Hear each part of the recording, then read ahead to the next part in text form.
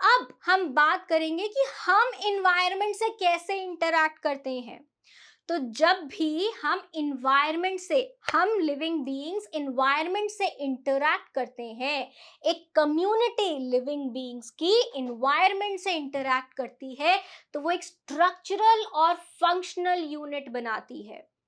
पहले ऐसा सोचा जाता था कि जो इन्वायरमेंट है, जो हवा, पानी, सूरज, ये सब क्या है, ये अलग चीजें हैं, और जो लिविंग ऑर्गेनिजम्स हैं वो अलग चीज है। पहले ऐसा सोचा जाता था, लेकिन अब वैज्ञानिकों ने, साइंटिस्ट ने जब बहुत ज्यादा रिसर्च करी, तब क्या पता चला, तब ये पता चला कि जो इन्वायरमेंट है, जो क्या है, इन्वायरमेंट है, और जो लिविंग ऑर्गेनिजम्स हैं वो एक दूसरे से इंटरैक्ट करते हैं।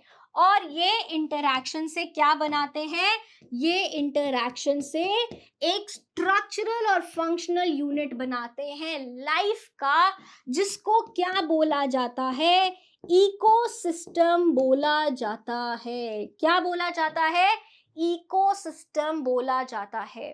तो इकोसिस्टम क्या है, एक स्ट्रक्चरल और फंक्शनल यूनिट ऑफ लाइफ है, एक कम्युनिटी ऑफ लिविंग बीइंग्स, और जो फिजिकल एनवायरनमेंट है उनका, उनकी हवा, पानी, तापमान, सूरज की रोशनी, उनके जो हवा में जितनी क्या है, नमी है, जो पानी का या मिट्टी का पीएच है, सैलिनिटी है, ये सब चीजें जब इंटरैक्ट करती हैं ह्यूमन बीइंग्स के साथ में, लिविंग बीइंग्स के साथ में, जानवरों के साथ में, जीव जंतुओं के साथ में, तो क्या बनाती है, इकोसिस्टम बनाती है। बात समझ में आ गई। अब यहाँ पर जैसा कि आप देख सकते हैं इस पिक्चर में कि यहाँ पर क्या है, पेड़ पौधे भी हैं, जीव जंतु भी हैं, बर्ड्स भी हैं, ठीक है। तो वो सब क्या हो गई, लिविंग चीजें हो गई, बायोटिक चीजें हो गई। अब जो हमारी मछली है वो यहाँ पानी में तैर रही है, चिड़िया हवा में उड़ रही है, राइट। सो हवा, पानी, पत्थर, पेड़, पत्थर और माउंटेन्स, ये सब क्या है, नॉन लिविंग है, ए बायोटिक है। ये एक दूसरे से क्या कर रहे हैं, इंटरैक्ट कर रहे हैं।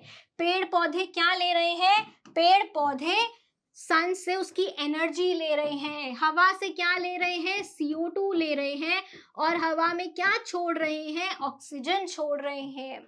जबकि जो ये जीव जंतु हैं ये क्या ले रहे हैं, ये ऑक्सीजन ले रहे हैं और छोड़ क्या रहे हैं, कार्बन डाइऑक्साइड छोड़ रहे हैं। जो यहाँ पर आपको ये फिश दिख रही है, पानी इसका क्या है, वाटर इसका घर है, मछली जल की रानी है। तो हमारे यहाँ पर क्या दिखाई दे रहा है कि जो लिविंग बीइंग्स हैं वो अपने फिजिकल एनवायरनमेंट के साथ में इंटरैक्ट करती हैं और क्या बनाती हैं, इकोसिस्टम बनाती हैं। बात समझ आ गई। तो अब हम यहाँ पर बात कर लेते हैं हमारे इकोसिस्टम के कंपोनेंट्स के बारे में। जैसे हमारे एनवायरनमेंट के living and non living components थे, वैसे ही हमारे यहाँ पर इकोसिस्टम के भी क्या है, बायोटिक फैक्टर्स हैं एंड एबायोटिक फैक्टर्स हैं। बायोटिक फैक्टर्स वही फैक्टर्स हैं जो कौन होते हैं, सारे लिविंग फैक्टर्स होते हैं, जिनमें क्या क्या आएंगे हमारे, जिनमें हमारे आएंगे bacteria, fungi, plants and animals. ये सारे क्या हैं, हमारे बायोटिक लिविंग फैक्टर्स हैं इकोसिस्टम के। और दूसरे हमारे कौन से हुए, एबायोटिक फैक्टर्स, जो कि क्या है, नॉन लिविंग फैक्टर्स हैं, जहां पर हमारा temperature, pH, sunlight, water, air, salinity, ये सारी चीजें आती हैं। अब जब हम यहाँ पर इकोसिस्टम के बायोटिक कंपोनेंट्स की बात करते हैं, तो बायोटिक कंपोनेंट्स को हम 3 कैटेगरीज में डिवाइड करते हैं, प्रोड्यूसर्स, कंज्यूमर्स और डिकम्पोजर्स। तो बात करते हैं अगर यहाँ पर हम प्रोड्यूसर्स की, तो प्रोड्यूसर्स जैसे नाम हम बोल रहे हैं, ये कुछ प्रोड्यूस करते हैं, मतलब कि ये अपना खाना खुद बनाते हैं, ये अपना खाना स्वयं बनाते हैं। दूसरे जो अपना खाना स्वयं नहीं बना पाते हैं और दूसरे ऑर्गेनिजम्स के ऊपर, दूसरे जीवों के ऊपर, पेड़ों पर, पौधों पर या फिर दूसरे जानवरों के ऊपर अपने खाने के लिए निर्भर रहते हैं, उनको हम बोलते हैं कंज्यूमर्स, उपभोक्ता। जो कि कंज्यूम करते हैं, उपभोग करते हैं। और तीसरे, जो प्रोड्यूसर्स और कंज्यूमर्स के मरने पर उनके डेड एंड डीकेइंग बॉडी को कंज्यूम करते हैं, उससे अपना न्यूट्रिशन लेते हैं, पोषण लेते हैं, उनको हम बोलते हैं डीकॉम्पोजर्स, जिसमें हमारे फंगस आते हैं, वर्म्स आते हैं, बैक्टीरिया, जीवाणु आते हैं।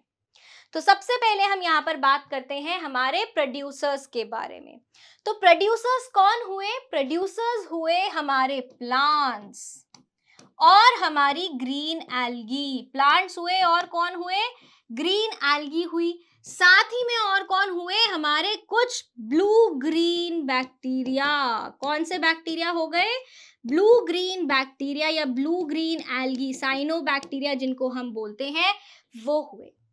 ये क्या करते हैं? ये फोटोसिंथेसिस करते हैं, यानी कि ये क्या लेते हैं? एटमॉस्फेयर से, वातावरण से ये कार्बन डाइऑक्साइड लेते हैं, मिट्टी से ये पानी लेते हैं, और यहाँ पर साथ में मिट्टी और कार्बन डाइऑक्साइड, पानी और कार्बन डाइऑक्साइड के साथ में ये क्या बनाते हैं? सनलाइट के साथ में, क्लोरोफिल के साथ में अपना खाना बनाते हैं, शुगर्स बनाते हैं। ठीक है, तो प्रोड्यूसर्स क्या हुए? प्रोड्यूसर्स वो ऑर्गेनिजम्स हुए जो कि अपना खाना स्वयं बनाते हैं, जैसे कि ग्रीन प्लांट्स, एल्गी और कुछ बैक्टीरिया। ये हवा से कार्बन डाइऑक्साइड लेंगे। क्या लेंगे? हवा से कार्बन डाइऑक्साइड लेंगे, साथ ही में क्या लेंगे? वाटर लेंगे मिट्टी से। लीफ में इनके पास में क्लोरोफिल प्रेजेंट है। सनलाइट से ये क्या बनाएंगे? ग्लूकोज, शुगर बनाएंगे, और साथ ही में क्या रिलीज करेंगे? ऑक्सीजन रिलीज करेंगे, जो कि हम ह्यूमन बीइंग्स कंज्यूम करते हैं रेस्पिरेशन के टाइम में, ब्रीदिंग के टाइम में। अब हम आते हैं कंज्यूमर्स पे, जो ऑर्गेनिजम्स अपना खाना स्वयं नहीं बना पाते हैं और दूसरे ऑर्गेनिजम्स के ऊपर डिपेंड करते हैं अपने खाने के लिए। इनको फिर से हमने 3 कैटेगरीज में डिवाइड कर दिया है। एक वो जो कि किसको खाते हैं? प्लांट्स को खाते हैं। जिनका खाना कौन होते हैं? प्लांट्स को खाते हैं। उनको हमने क्या बोला है? हर्बीवोर्स, शाकाहारी। जैसे कि आप यहाँ देख सकते हैं कि ये जो ग्रास हॉपर है, ये लीव्स खाता है, घास खाता है, इसको हमने क्या बोला है? हर्बीवोर बोला है। तो पहले कौन हो गए हमारे? हर्बीवोर हो गए। दूसरे कौन हुए? जो इन हर्बीवोर्स को खाते हैं। जो इन हर्बीवोर्स को खाते हैं उनको हम क्या बोलते हैं? कार्निवोर्स बोलते हैं। क्या बोलते हैं? कार्निवोर्स। और यहां पर हमारा कार्निवोर, मांसाहारी कौन है? ये चिड़िया है जो इस ग्रास हॉपर को खा रही है। अब यहाँ पर वो ऑर्गेनिजम्स जो इन कार्निवोर्स को खाते हैं, उनको हम क्या बोलते हैं? उनको हम बोलते हैं सेकेंडरी कार्निवोर्स। क्या बोलते हैं? सेकेंडरी कार्निवोर्स, मतलब कि द्वितीयक मांसाहारी। जैसे कि यहाँ पर कौन है? हमारा सांप है। ऐसे ही हमारे एनवायरनमेंट में, इकोसिस्टम में, पर्यावरण में काफी सारी साइकिल्स चलती रहती हैं। जैसे कि घास है, घास प्रोड्यूसर है। घास को किसने खाया? घास को डियर ने खाया, हिरण ने खाया, और हिरण को किसने खाया? लायन ने खा लिया, टाइगर ने खा लिया। बात समझ में आ रही है? घास है, घास को किसने खाया? चूहे ने खा लिया। चूहे को किसने खाया? सांप ने खा लिया। और सांप को कौन खा गया? बाज खा गई। तो ये क्या, ऐसी बहुत सारी साइकिल्स होती हैं जो कि चलती रहती हैं। बात समझ में आ गई? और इन साइकिल्स को, जहां एक जानवर को दूसरा जानवर खा जाए और उस जानवर को कोई तीसरा जानवर खा जाए, ऐसी साइकिल्स को या ऐसी चेन को हम बोलते हैं फूड चेन। ठीक है भाई, तो ये क्या थे? हमारे कंज्यूमर्स थे जो अपना खाना खुद नहीं बना सकते हैं, incapable of producing their own food, depend on food derive from plants animals और बोथ। अब ये किस पे डिपेंड करते हैं? या तो प्लांट्स पे डिपेंड करते हैं। जो प्लांट्स पे डिपेंड करते हैं उनको हर्बीवोर बोलते हैं, जो एनिमल्स पे डिपेंड करते हैं उनको कार्निवोर बोलते हैं, और जो दोनों खाते हैं उनको क्या बोलते हैं? ऑमनीवोर्स बोलते हैं। क्या बोलते हैं? ऑमनीवोर्स। बात समझ में आ रही है? तो जो human beings vegetarian and non vegetarian diet दोनों लेते हैं उनको हम क्या बोलते हैं? ऑमनीवोर बोलते हैं। अब हमारे तीसरे कंज्यूमर्स आते हैं डीकॉम्पोजर्स। आपने देखा होगा कि जब भी ये पेड़ गल के मिट्टी में मिल जाते हैं तो वापस से ये मिट्टी बन जाते हैं। जानवर अगर कोई मर गया है तो आप जाते हो जब उस रास्ते तो वहां से स्मेल आती है आपको। क्यों आती है? क्योंकि मिट्टी में प्रेजेंट होते हैं बहुत सारे डीकॉम्पोजर्स। ये डीकॉम्पोजर्स कौन कौन होते हैं? वर्म्स हो सकते हैं, हमारे यहाँ पर फंजाई हो सकती है, कवक हो सकता है, और कौन हो सकता है? बैक्टीरिया, जीवाणु हो सकते हैं।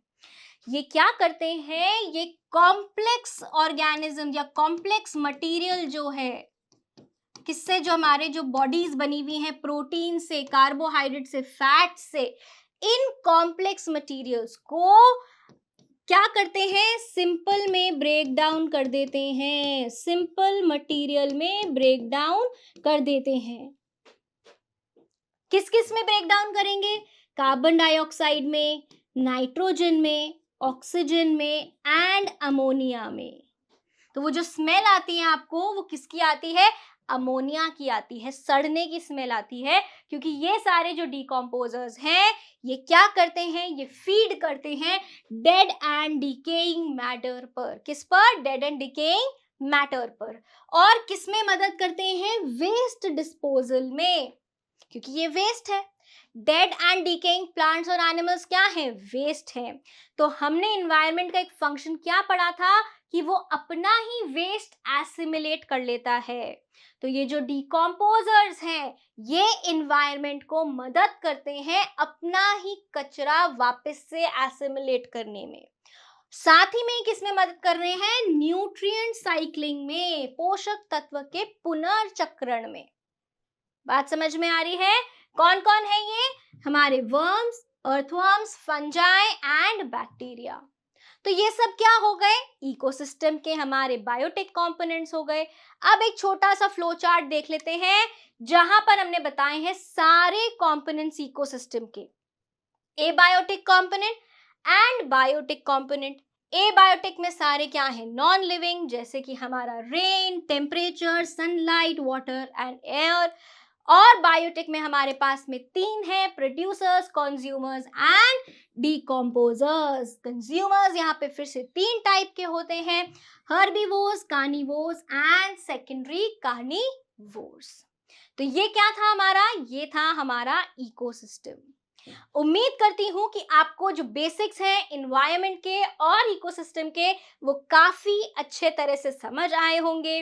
नेक्स्ट क्लास में हम मिलने वाले हैं कि कैसे हम इन सारे फैक्टर्स के साथ में इंटरैक्ट करते हैं, हमारा क्या रिलेशनशिप है इनके साथ में, क्या हम इनके साथ में एक जायज बिहेवियर कर रहे हैं या नहीं कर रहे हैं। तो मिलते हैं आपसे अगली क्लास में, तब तक के लिए बाय बाय।